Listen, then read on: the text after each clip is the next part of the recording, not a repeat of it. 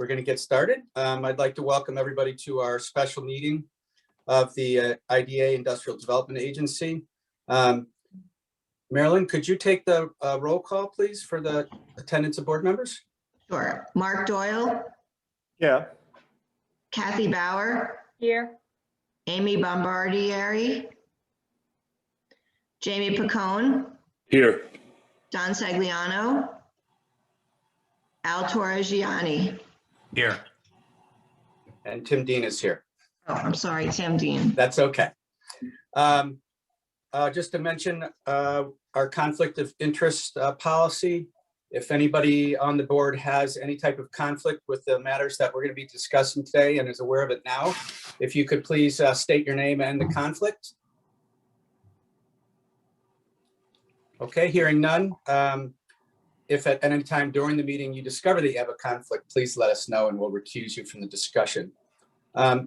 Sarah, the meeting has been posted, correct? And we have the acknowledgement? Correct. It was posted on April 16th. Okay. There's no bills and communications, I would assume. Correct.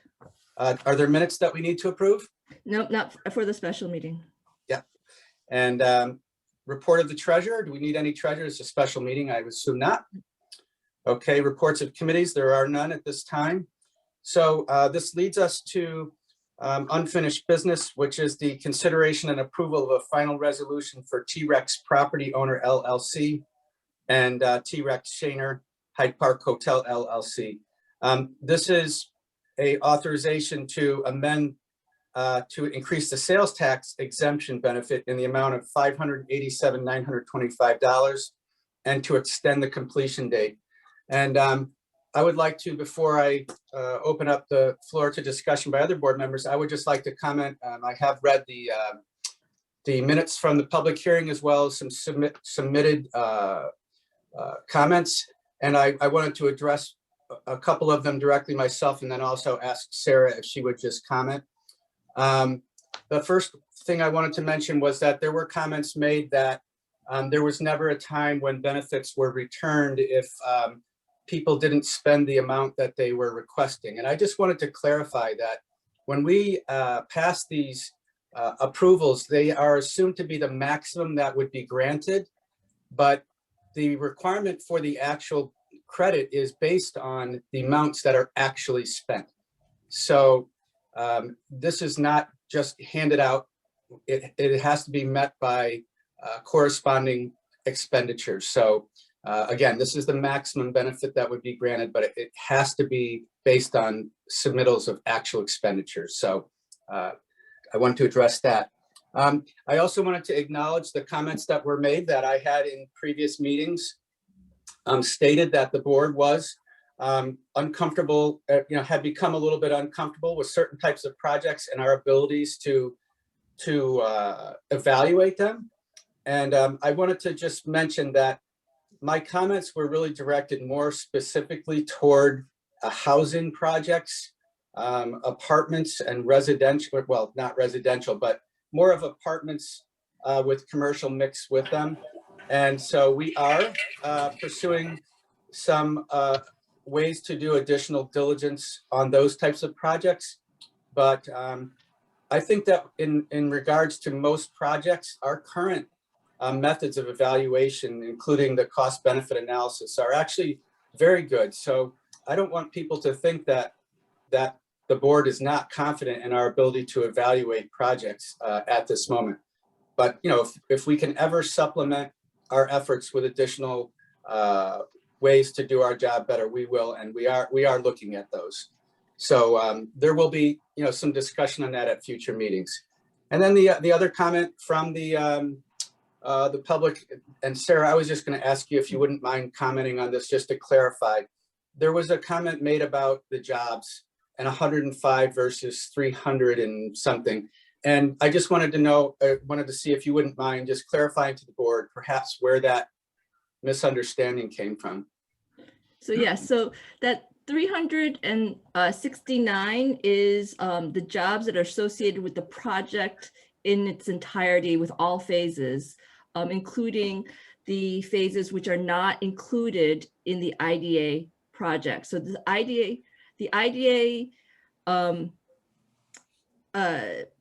portion of the project to date is just concerning the hotel, which is to create 105 jobs with it. The remaining number of jobs are associated with the other phases, the retail, the commercial, the residential portions of the project, which are not part of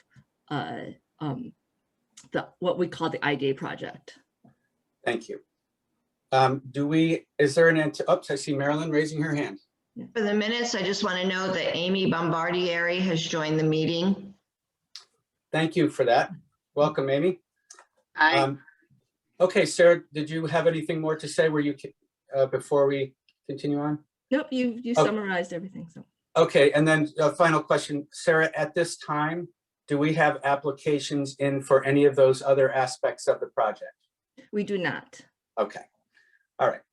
So with those comments, just as a kickoff, I thought perhaps maybe Sarah, is somebody from the project, would they like to briefly, summarize actually what they have submitted to us about the reason for this request? Yes, so we have Tom Mulroy here this morning, the principal of T-Rex. Hi, good morning, everyone. Tim, Sarah, and the board. Things are continuing to go forward. We anticipate our construction lender is going to release, hopefully in the next couple of weeks, a green light to go forward. We've been in stalled mode because of the construction lender, so that'll be exciting for the town of Hyde Park as well as the surrounding areas. Costs are through the roof, lumber, steel, and what have you, and there's people on the board that know that and that are on the call that know that as well. So this is not an easy market, and this IDA is vital to this project as well as other projects that I've seen. So thank you for everything you guys are doing. It's important for the economy. Again, just for the record, I noted in your information that you submitted some of the costs of materials and commodities and what's happening with that. It's a considerable increase. It's a wake-up call. It is a wake-up call for this country to get our supply chains in order. I'd like to open up the floor to the board. Does anybody have any comments or questions for the consideration of this increase? Mark Doyle. Yes, Mark. Sorry, Tim, am I okay to speak? Yes. Mark Doyle. Yes, I would just like to note that as opposed to the prior project that we met over, which was of more of a residential, commercial nature, this is a project that truly brings the type of sustainable development to the area that we'd be looking for. And you can see it in the finances, in the financial benefits, in that just over the period of 10 years, you're looking at a discounted value in today's dollars, in other words, of $96 million, with a total exemption of $2.6 million. So this extension of benefits, which reflects really the increase of costs and real investment in the project and in the valley, seems to be entirely consistent and logical with our mission as IDA. Thank you, Mark. Anybody else? Okay. And again, I think that we've had a lot of discussion about this project in the past. This is just a request for an increase based on what I guess, costs of externally above inflation costs. So I'm sure that a lot of our questions have been answered in previous meetings. So at this point, if there's no other discussion, I would just open the floor to someone from the board to make a motion to approve this. Al Torriani, so moved. I'll make that motion. Thank you, Al. Could I get a second from somebody? I'll second that, Tim. Thank you, Mark. Okay, Marilyn, if you wouldn't mind taking a roll call vote, please. Mark Doyle, Yes, approved. Kathy Bauer, Approved. Amy Bombardieri, Approved. Jamie Picone, Approve. Don Sagliano, Al Torres-Gianni, Approved. and Tim Dean. Approved. Okay, so best of luck with getting your paperwork signed, and we look forward to seeing you move forward with this, and you know, best wishes for a smooth project from here on out. Sarah, is there any other business that we need to conduct this morning? Nope, not this morning. Okay, I apologize for the phone ringing in the background, but at this point, the meeting is adjourned. All right.